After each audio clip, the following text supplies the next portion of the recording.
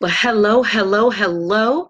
I am AnneHumphrey, transformational life coach of NowYourLifeTransforms.com, and also the creator of the Science of Getting Rich mindset and mastermind group here on Facebook. So today I am doing a live reading, and I would like to say to all of those that are on YouTube, because this video will end up on YouTube, be sure to like this video and share your thoughts and subscribe to the Show. So let's just jump right in. Everybody knows that I've been loving this book, The Science of Getting Rich by Wallace D. Wattles. Wallace D. Wattles. And today we are going to read chapter 3. Chapter 3. And let's turn there now. This is good. This is good. Is opportunity monopolized? Is opportunity monopolized? That's chapter 3. Is opportunity monopolized? By Mr. Wallace D. Wattles. Wallace D. Wattles. Let's jump right in. No man is kept poor because opportunity has been taken away from him, because other people have monopolized the wealth and have put a fence around it. You may be shut off from engaging in business in certain lines, but there are other channels open to you. Probably it would be hard for you to get control of any of the great railroad systems. That field is pretty well monopolized. But the electric railway business is still in its infancy and offers plenty of scope for enterprise. And it will be but a very few years until traffic and transportation through the air will become a great industry. And in all its branches will give employment to hundreds of thousands and perhaps to millions of people. Why not turn your attention to the development of aerial transportation instead of competing with J.J. Hill and others for a chance in the steam railway world? It is quite true that if you are a workman in the employ of the Steel Trust, you have very little chance of becoming the owner of the plant in which you work. But it is also true that if you will commence to act in a certain way, you can soon leave the employ of the Steel Trust. You can buy a farm or from 10 to 30 acres and engage in business as a producer of food stuffs. There is great opportunity at this time for men who will live upon small tracts of land and cultivate the same intensely. Such men will certainly get rich. You may say that it is impossible for you to get the land, but I am going to prove to you that it is not impossible and that you can certainly get a farm if you will go to work in a certain way. At different periods, the tide of opportunity sets in different directions, according to the needs of the whole and the particular stage of social evolution which has been reached. At present, in America, it is setting toward agriculture and the allied industries and professions. Today, opportunity is open before the factory worker in his line. It is open before the businessman who supplies the farmer more than before the one who supplies the factory worker, and before the professional man who waits upon the farmer more than before the one who serves the working class. There is abundance of opportunity for the man who will go with the tide instead of trying to swim against it. So the factory workers, either as individuals or as a class, are not deprived of opportunity. The workers are not being kept down by their masters. They are not being ground by the trust and combinations of capital. As a class, they are where they are because they do not do things in a certain way.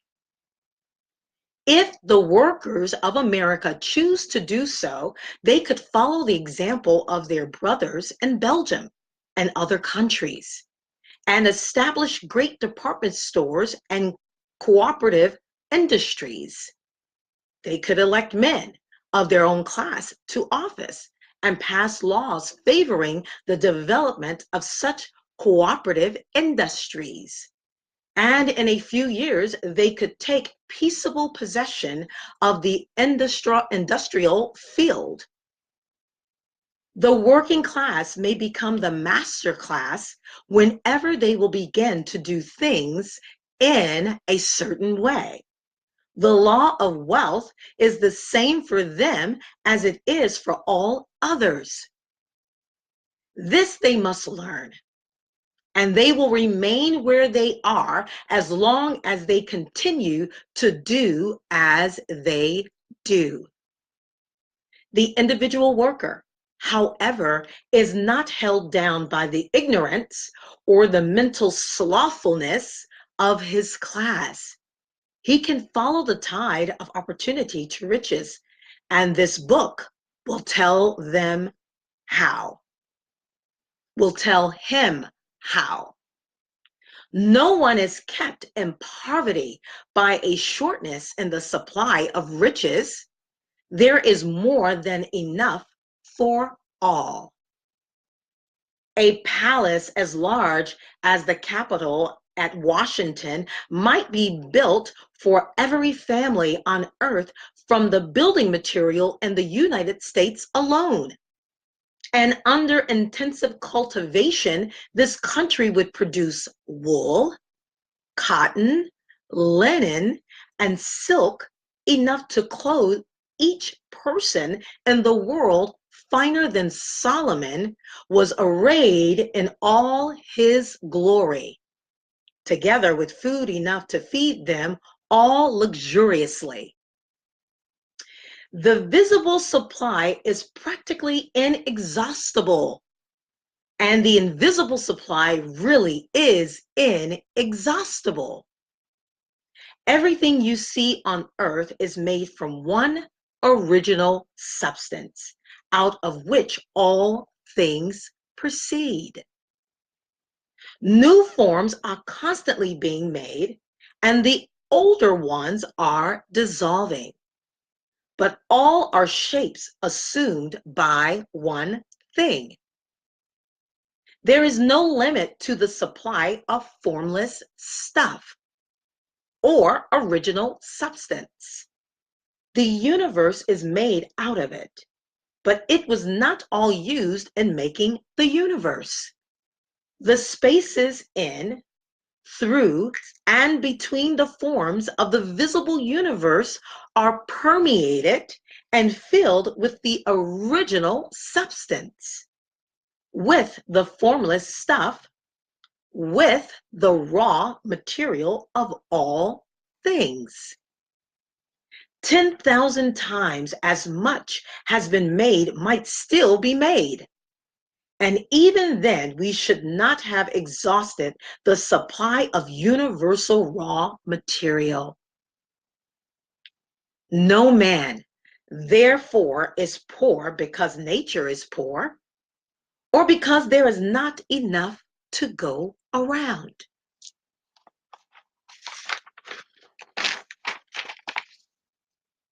Nature is an inexhaustible storehouse of riches. The supply will never run short. Original substance is alive with creative energy and is constantly producing more forms. When the supply of building material is exhausted, more will be produced. When the soil is exhausted, so that foodstuffs and materials for clothing will no longer grow upon it, it will be renewed, or more soil will be made. When all the gold and silver has been dug from the earth, if man is still in such a stage of social development that he needs gold and silver, more will be produced from the formless. The formless stuff responds to the needs of man. It will not let him be without any good thing. This is true of men collectively.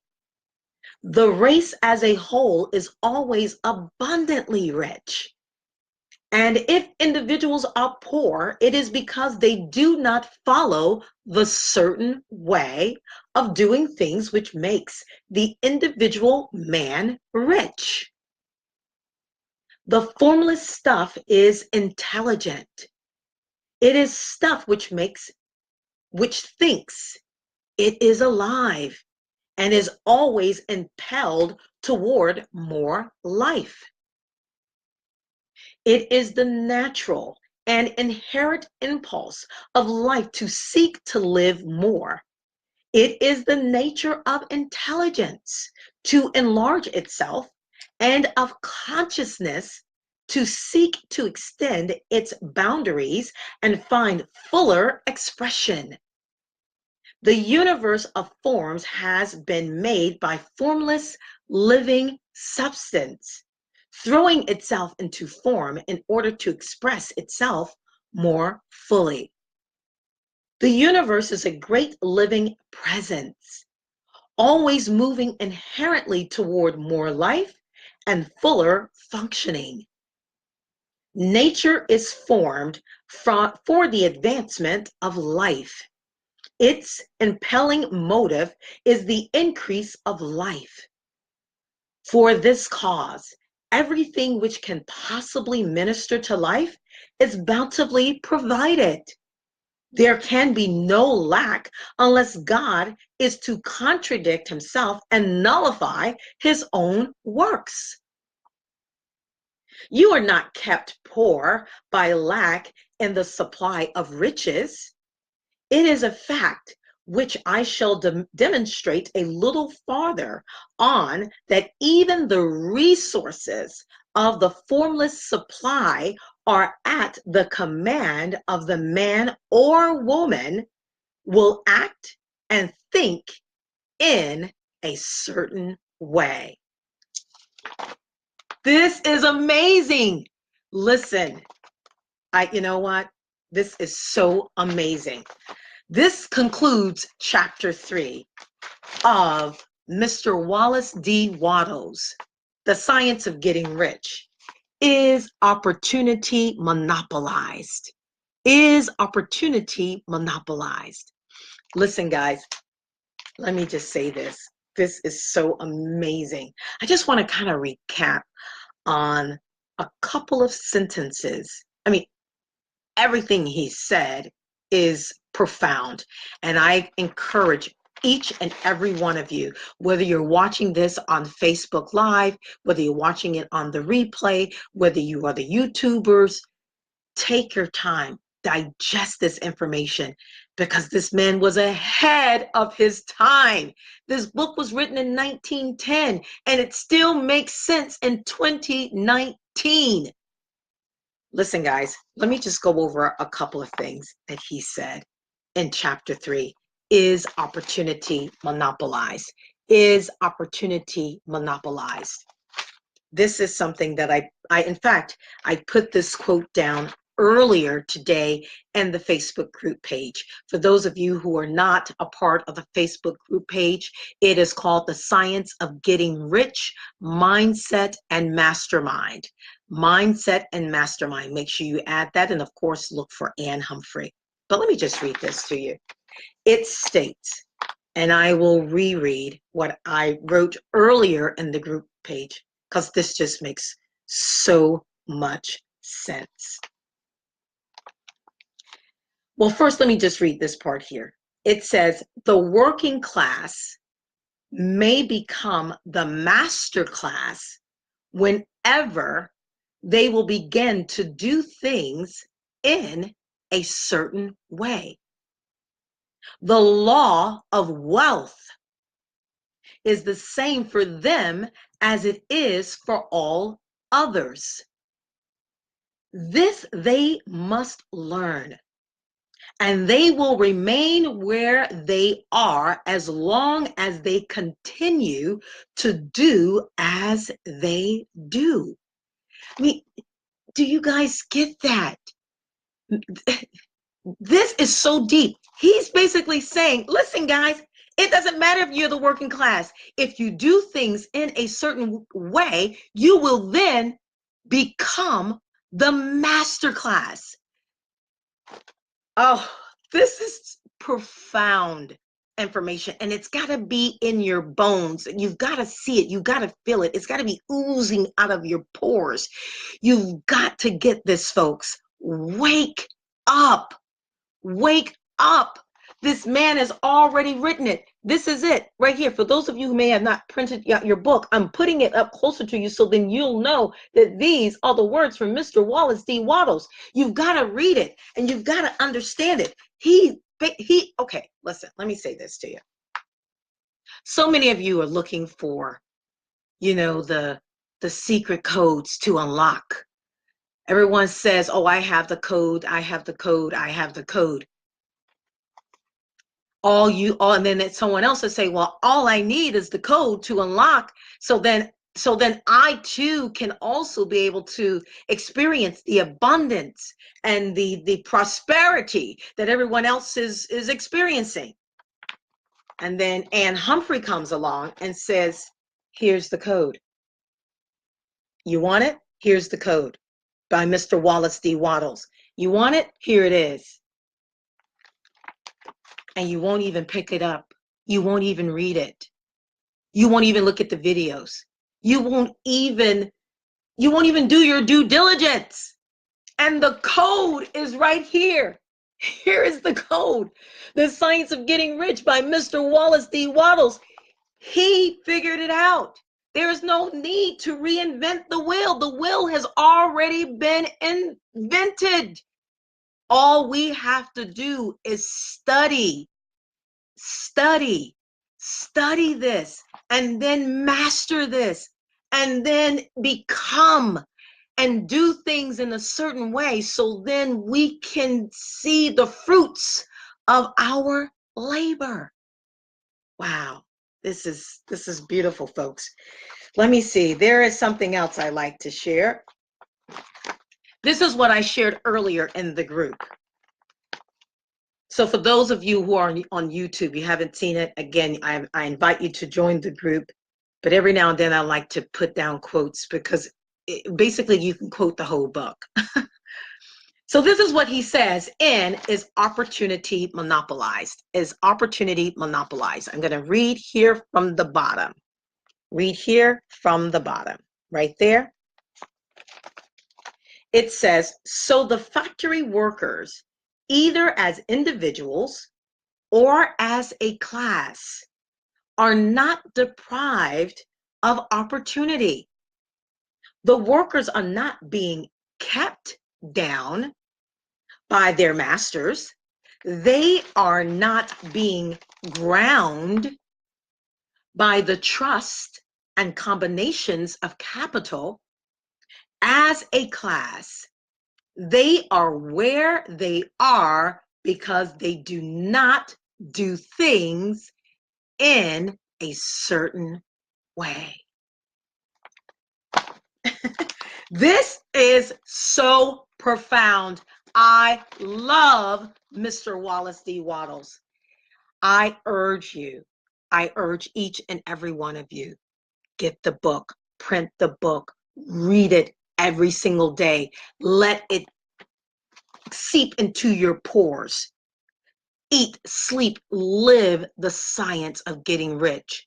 Listen, folks, I implore you, we haven't been taught this. It doesn't mean that you're not smart enough. It doesn't mean that you're not good enough. It doesn't mean that you don't have any desire. It doesn't mean that you don't have any execution or action, or it doesn't mean any of that. You can have all those things and still have something missing. And you know what it is? It's because we haven't been taught the science of getting rich.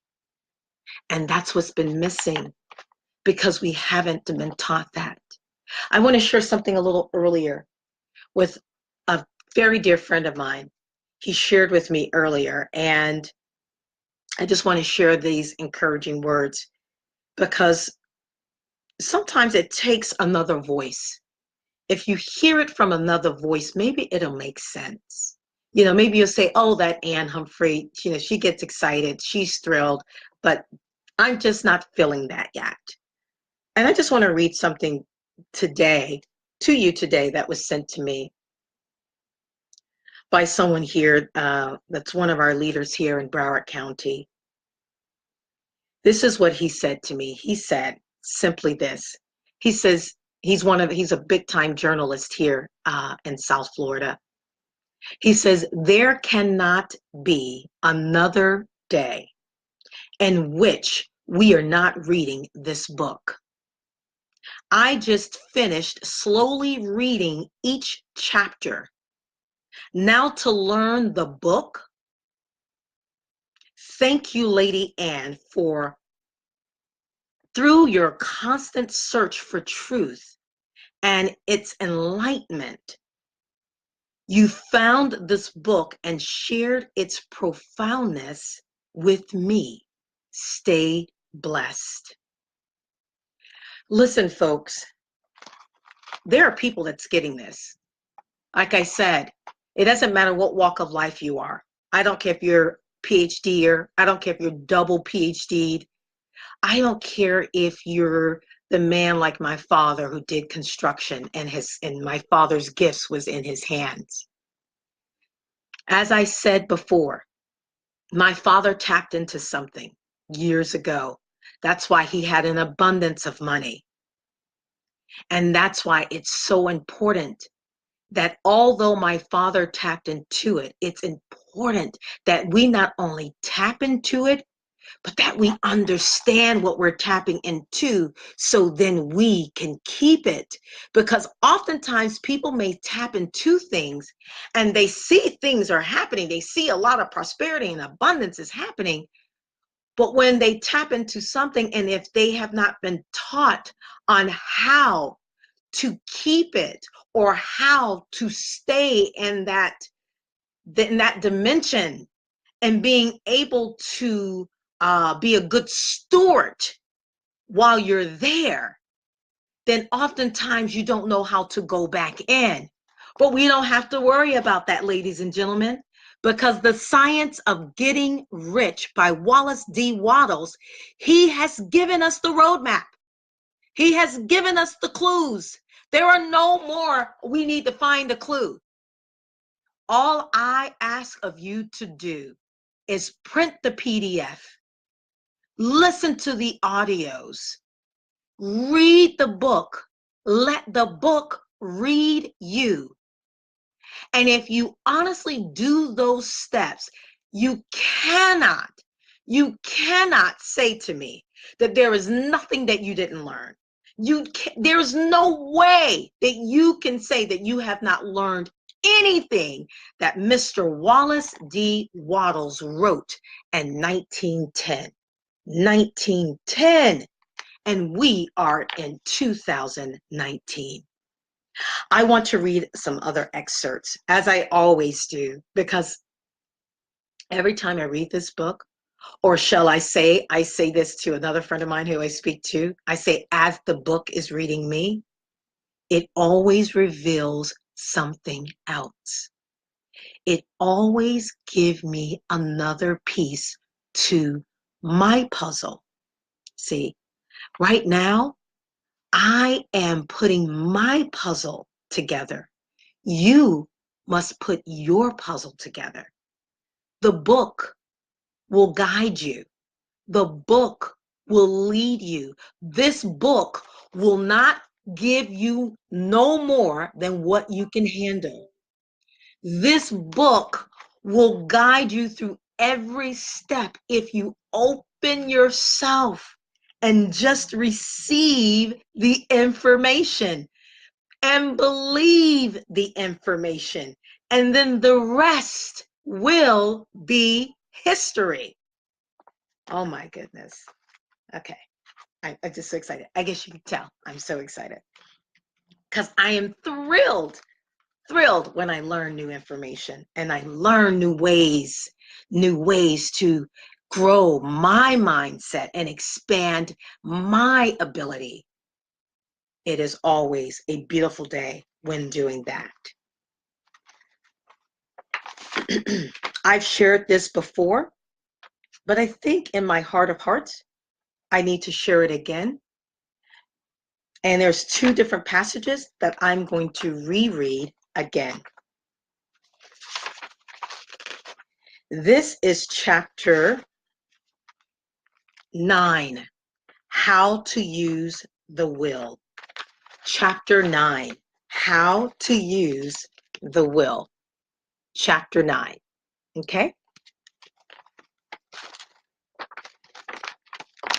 People must be taught to become rich by creation, not by competition. Every man who becomes rich by competition throws down behind him the ladder by which he rises and keeps others down. But every man who gets rich by creation opens a way for thousands to follow him and inspires them to do so. See, ladies and gentlemen, I know plenty of you are in the workplace, and I said this, I think, in my last video. You see the orange squiggly lines? That's where I'm reading from. Sometimes I think the vibration also has to be seen on camera, so then you can actually see what Mr. Wallace D. Wattles wrote. It is imperative that we keep in mind in all things that we do, never do it in competition. There is no need. There is no need to compete. See, you compete when you believe there is only a little. You compete when you have the belief that it's a dog-eat-dog world. You compete when you have the belief that they won't let me in, they will deny me, whoever they are. Every man who becomes rich by competition throws down behind him the ladder by which he rises. You know why he does that? Because he has the belief that if you or I was to learn his or her trade secrets on how they became successful, they will begin to believe, the person who's by competition now, will believe, uh-oh, Anne is going to get ahead of me. I can't tell her what I did. Uh-oh, this person's going to get ahead of me. I can't tell him what I did. See, that's that simple, small-minded competition mind that you've got to get out of, because you will not be able to experience the true abundance and true prosperity because you have a mindset that you believe that if you share what you know, that there's only a limited supply, so you cannot share what it is that you know. But the smart ones, as Mr. Wallace D. Wattles as he continues to say, but every man who gets rich by creation opens a way for thousands to follow him and inspires them to do so. Why do you think I'm sharing this information? Do you just think I'm just, I just created this book, created this group because I have nothing else to do? Listen, this book was told to me. I have to share it with the world.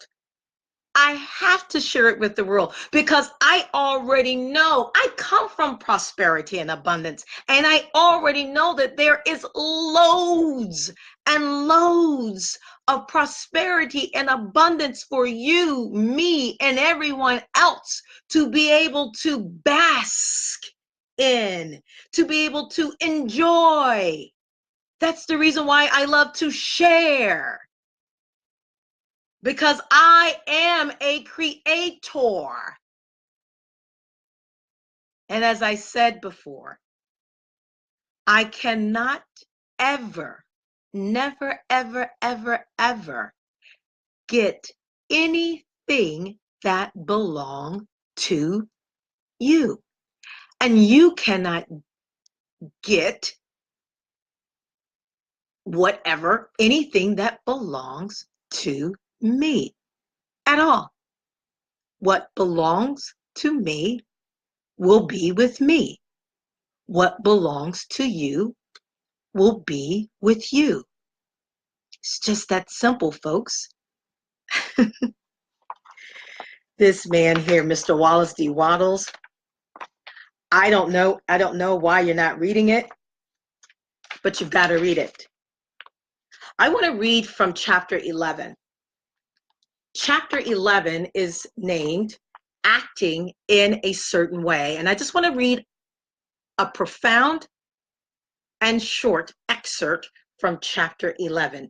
Acting in a certain way. Acting in a certain way. Okay, chapter 11.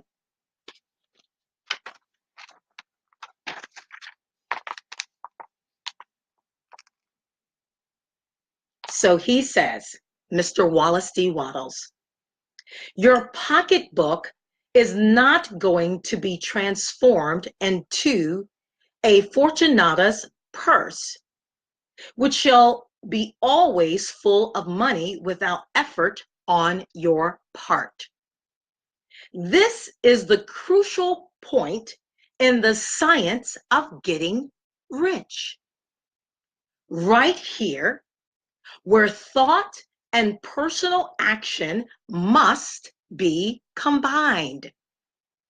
There are very many people who consciously or unconsciously set the creative forces in action by the strength and persistence of their desires, but who remain poor because they do not provide for the reception of the thing they want when it comes. This is so profound. Did you hear that? Let me just show it to you. You see my little squiggly, let me do this. You see my little squiggly lines? That's where I'm reading from. You see that? And let me read further. Here's another little excerpt. I have to share this. This is still in chapter 11. Because you are not in the right business or the right environment now, do not think that you must postpone action until you get into the right business or environment. And do not spend time in the present taking thought as to the best course and possible future emergencies. Have faith in your ability to meet any emergency when it arrives. This man, listen, Wallace D. Wattles. I don't know what else to tell you guys. I don't know what else to tell you, but you've got to read it. You've got to read it. Mr. Wallace D. Wattles, The Science of Getting Rich. The Science of Getting Rich by Mr. Wallace D. Wattles. You've got to read it, folks. There's nothing else I can tell you. You got to read it. You've got to read it. Here are your answers. Your answers are here. Your answers have been written since 1910. Pick up the book. Listen to the audio. Listen to it while you're driving. Listen to it while you're in the shower. Listen to it while you're cooking. Let me give you some ideas. Even while you're cooking, let the audio resonate while you're cooking, while you're washing clothes, while you're washing your hair, while you're helping your kids with homework. Let it resonate in your home. Because what it's going to do is the more you keep listening to it, even if you're busy doing other tasks, you're still hearing it. Your subconscious mind is still hearing it. So it doesn't matter, whatever it is that you're doing, put it on. I dare you to put it on. I dare you just to listen to it and see what happens. This concludes Chapter 3, The Science of Getting Rich by Wallace D. Wattles. Wallace D. Wattles, Chapter 3. I am AnneHumphrey, transformational life coach and speaker of NowYourLifeTransforms.com, and also the creator of the Science of Getting Rich Mindset and Mastermind Facebook group. I also would like to announce too that I have started a group on Goodreads. Goodreads. I suggest that everybody who's a reader, who's an author, aspiring, published author, whatever level you are, even if you're just an avid reader, even if you're not even an avid reader, get an account on Goodreads because you never know who you can connect with there. Join the group there. Connect with some other powerful people there. Join us on Goodreads, The Science of Getting Rich, Mindset and Mastermind. This the same name there on Goodreads. Again, for all the YouTubers that are watching this right now on YouTube, be sure to click below, give us a thumb up, share your comments, and subscribe. Thank you so much. Enjoy the rest of your day. Have a good one. Bye-bye now. Wow. Powerful.